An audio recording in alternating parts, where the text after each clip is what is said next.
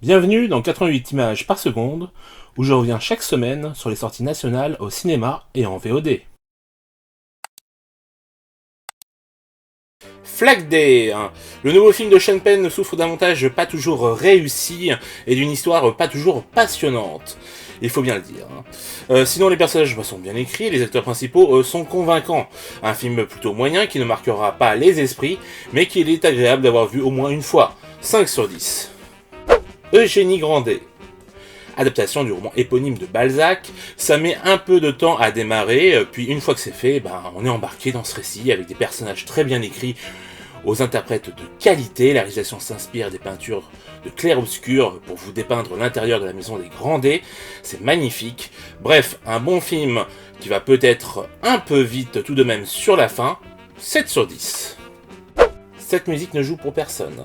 Samuel Benchetrit signe à nouveau un film plein de poésie sur les petites gens d'une ville portuaire. La réalisation est parfaite avec une économie de moyens fort appréciable, un casting dantesque, un choix des cadres très réfléchi, un humour intelligent, bref, un très bon film. 7 sur 10. After Love. Un drame très humain sur une femme qui, à la mort de son mari, apprend qu'il menait une double vie. On suit avec empathie cette femme en quête de vérité. La réalisation nous plonge dans son désespoir et ses questionnements avec intensité. Le traitement des langues est intéressant entre opposition et affiliation. Le casting est réussi et il est fort appréciable d'avoir de nouvelles têtes. 7 sur 10. Candyman. Ce nouveau film de la saga Candyman, que je ne connaissais pas, est à mes yeux beaucoup trop gentil, trop lisse. Certes, c'est plutôt bien filmé, il a une belle photo, le casting tient la route, mais l'histoire et les personnages sont beaucoup trop simplistes. On n'est jamais étonné, même en étant étranger à la saga, donc c'est dire. Un film plutôt moyen, avec quelques longueurs, dues à son récit. 4 sur 10. Saint-Maud. Rose Glass signe un film bien réalisé, avec de belles idées de mise en scène, une photo magnifique, une histoire simple et efficace. Morphy Clark est impressionnante, puis en dehors de quelques longueurs, c'est un très bon film. Dommage qu'il n'ait pas bénéficié d'une sortie en salle. Bref, en tout cas, il faudra faire attention au travail de cette jeune réalisatrice. 7 sur 10. Les Intranquilles. Joachim Lafosse est un réalisateur que je trouve intéressant, bien que ses films ne m'aient jamais totalement convaincu, pour ceux que j'ai vus, mais là il change donc la donne avec un film très réussi sur un sujet plus que difficile, la bipolarité. Le film est intense et montre très bien l'enfer que peut vivre au quotidien les proches des personnes atteintes par ce trouble. Damien Bonnard et Leila Bekti sont incroyables, la mise en scène reste discrète afin de laisser toute la place à ces personnages. C'est dur, très violent psychologiquement, on ressort lessivé, mais ça vaut vraiment le coup, le film est tellement juste, 7 sur 10. Rent-A-Pal. Une magnifique tragédie qui parlera à nombre de personnes, sur un homme seul qui s'occupe de sa mère malade, que ce soit la réalisation, la photographie, le casting, l'ambiance générale du film, tout est réussi. Alors certes, il y a quelques longueurs, mais franchement, au vu de la qualité de l'ensemble, on passera outre. Attention car le film peut en mettre certains mal à l'aise, et peut-être assez angoissant par moments, mais que c'est bien. 8 sur 10. Queen Pins. Un film d'arnaque assez classique inspiré de faits réels. C'est plutôt plaisant, même si un peu long au bout d'un moment. Après, ne vous attendez pas à un grand film, malgré un casting sympathique, ça reste assez médiocre, car la réalisation n'a rien d'intéressant à proposer, et que le récit est trop simple. Bref, un petit film du dimanche pour passer le temps, 5 sur 10. Mourir peut attendre.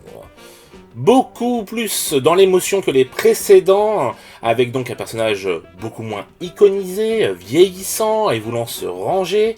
Du coup, moins de moments propres à la saga et moins d'humour.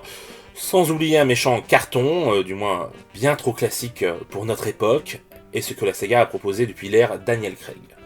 Pour autant, on ne voit pas passer les 2h45, les scènes d'action sont maîtrisées, le casting est bon, la BO aussi, la mise en scène est académique, donc ça le fait. Bref, pas le meilleur Bond, mais un bon épisode pour faire ses adieux. 6 sur 10. Mon légionnaire.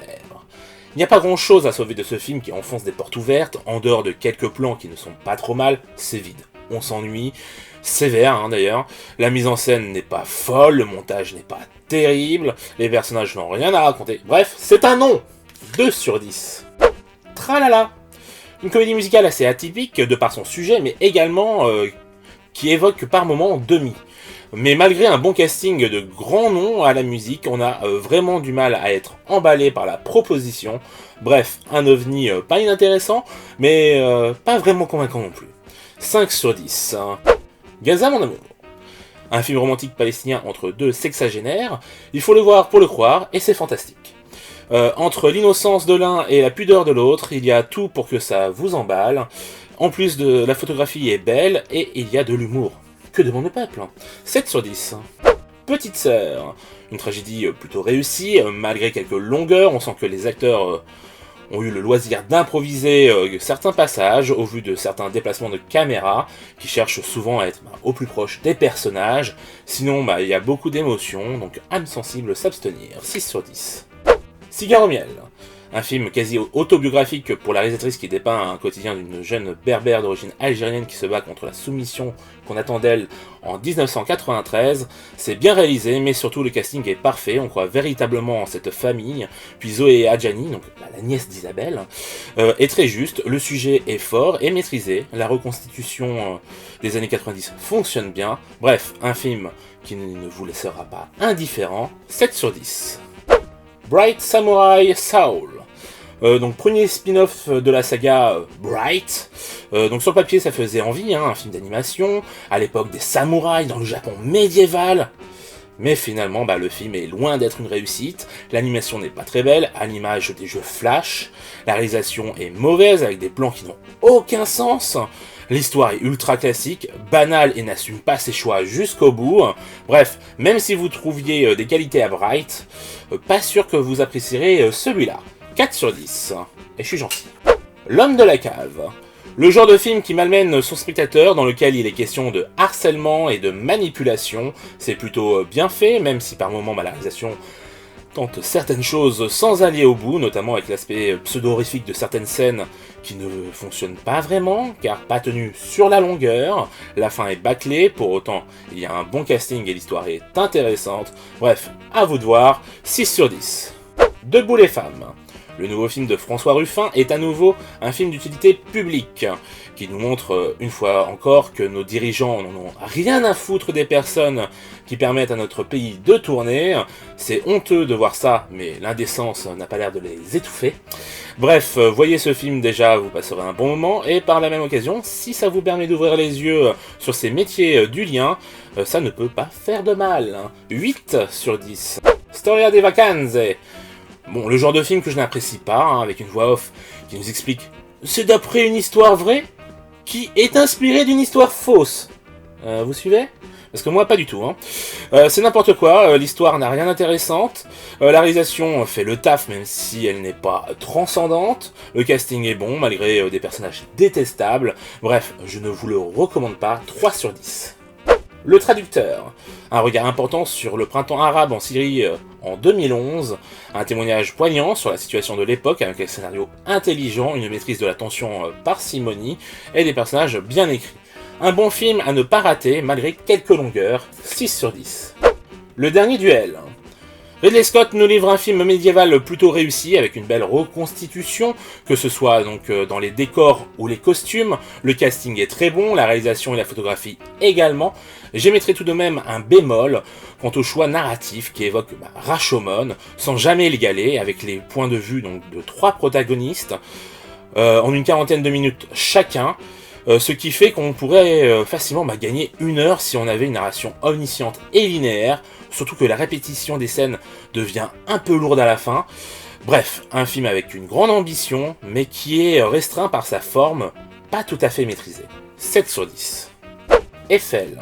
Martin Bourboulon, après Les Deux papas ou Maman, nous livre un film en costume des plus réussis. Alors, certains n'apprécieront sans doute pas que l'histoire se concentre sur une idylle amoureuse, plutôt que sur l'aspect historique de la création de la Tour Eiffel. Pourtant, cela permet de ne pas tomber dans quelque chose de trop technique et pompeux. Les acteurs sont bons, la reconstitution n'a rien à envier à celle du film de Ridley Scott techniquement parlant. La photo du film est de qualité, après je ne nie pas que la réalisation pourrait être un peu plus inspirée, notamment sur les scènes avec la tour justement, mais franchement ça reste bien, donc à vous de voir si ça vous tente, 7 sur 10. Je lis en 12 chapitres. Le nouveau film de Joachim Trier est un mélodrame très bien écrit où l'on ressent la puissance des sentiments avec beaucoup d'émotions. C'est très juste et ça vous prend aux tripes. Renate Reinsve est incroyable et on retrouve avec grand plaisir Anders Danielsen Lee, toujours aussi bon. La réalisation de Trier est toujours aussi bonne et créative.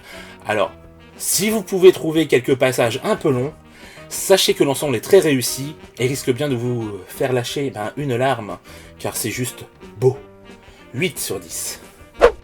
Voilà, c'est tout pour les films de ces 3 semaines. Oui, ça fait beaucoup. Désolé pour le retard accumulé, mais bon, je ne pouvais pas faire autrement, j'ai pris quelques vacances. Voilà. Donc, on va quand même mettre quelques films en avant avec donc, le film de la semaine pour la semaine 39, Rent-A-Pal. Donc, très bon film. Alors certes, vous avez vu, il y a quand même une ambiance assez pesante, comme je vous ai expliqué. D'ailleurs, le film est sur Shadows, donc ça montre bien que oui, il y a un côté assez oppressant quand même, quelque part un peu malsain. Mais en tout cas, justement, là où c'est très fort, c'est que tout vient du jeu de l'interprète principal et de celui qui est le personnage de la cassette, le fameux ami alloué. Et vous verrez que des fois on ne sait pas si on est vraiment dans la réalité ou dans quelque chose de surnaturel ou quelque chose que imagine le protagoniste principal. C'est très bien fait et justement ça laisse à la libre interprétation finalement. Donc je vous invite vraiment à découvrir ce petit chef-d'œuvre qui est donc sur Shadows. En semaine 40, il n'y a pas de film de la semaine, du coup j'en ai choisi 2 pour la semaine 41, parce que je suis comme ça, moi je suis généreux. Donc il y a d'abord Debout les femmes, donc le documentaire de François Ruffin. Comme je l'ai dit, c'est vraiment un film important qu'il faut voir. Je le trouve meilleur que son précédent et quasiment aussi bon que son premier qui était donc Merci Patron. Si vous n'avez pas vu, je vous le recommande également. En tout cas, voilà. Vous verrez dans les coulisses du pouvoir, comme on pourrait dire, justement, comment lui il a essayé avec un autre député LREM de faire passer une loi donc pour ces métiers du lien, et que finalement les autres députés, notamment LREM, n'ont pas suivi, et que ces gens-là n'ont finalement rien à foutre des petites gens. Voilà. Bref, un film important qui va peut-être vous faire prendre conscience de certaines choses, donc voyez-le. Et on finit donc avec Julie en 12 chapitres, toujours pour la semaine 41. Clairement, pour moi, c'est un des meilleurs films de l'année. En même temps, je suis très fan du travail de Joachim Trier, mais là, vraiment, pour moi, il a passé un stade là. Donc, je suis vraiment content et j'espère que il va continuer comme ça, qu'il aura encore plus de mise en avant, même si ça fait déjà un moment que Cannes le met en avant, et ça, c'est tant mieux. Donc, voilà. Son interprète principal qui a eu justement le prix d'interprétation à Cannes, j'espère qu'on va la revoir, et peut-être même dans des films américains, pourquoi pas, on verra bien. En tout cas, un très joli film, alors certes, comme je vous ai dit, qui peut vous faire verser votre petite larme, qui des fois a certains passages qui peuvent paraître assez longs parce que on comprend pas forcément pourquoi ce passage est plus long que le précédent ou quoi, alors que c'est sur quelque chose qui ne paraît pas forcément important, mais pour moi la fin montre bien le pourquoi du comment de l'ensemble, donc je vous invite vraiment à le découvrir. C'est un film qu'il faut vraiment conseiller. Voilà, je vous donne rendez-vous la semaine prochaine. Ciao!